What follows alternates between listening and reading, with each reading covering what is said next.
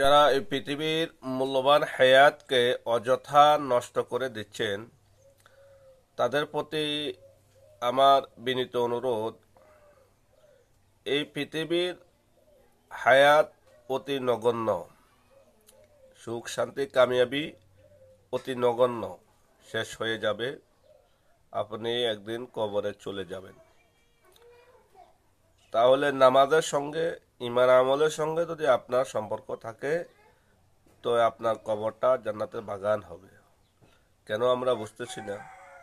আমাদের বাপ মা দুনিয়া থেকে চলে গেছে, আমাদের অনেক ভাই বেরাদার দুনিয়া থেকে চলে যাচ্ছে, অনেক প্রতিবেশী পৃথিবীর মায়া ত্যাগ করে কবরবাসী হয়ে যাচ্ছে।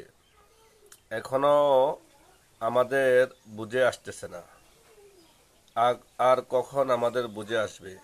অনেক ভাই যাদের বয়স 50 পার হয়ে গেছে, এখনো তারা বেনামাজি হয়ে জীবন যাপন করছে। এক ওয়াক্ত নামাজের জন্য যদি কেউ অসুস্থতার কারণে এভাবে নামাজ পড়তে না পারে, তাহলে তার নামাজের কাফারা স্বরূপ এক ওয়াক্ত নামাজের জন্য 110 টাকা কাফারা দিতে হবে।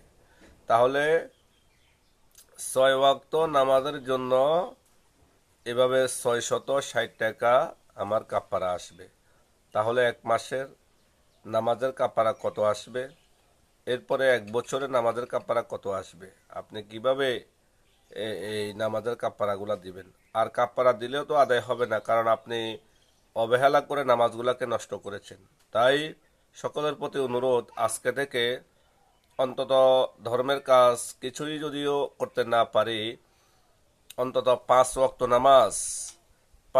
নামাজ সঠিকভাবে আদায় করার জন্য চেষ্টা করব। তারপরেও কিছুটা আল্লাহ পাকের দরবারে জবাব দিতে পারবো, আল্লাহ, নামাজের সঙ্গে সম্পর্ক করেছি, মসজিদের সঙ্গে সম্পর্ক রেখেছি। আল্লাহ, এই উছুলে যদি আমাকে মাফ করে দেন। সকলে ভালো থাকবেন, সুস্থ থাকবেন। আসসালামু আলাইকুম ওয়া রাহমাতুল্লাহ।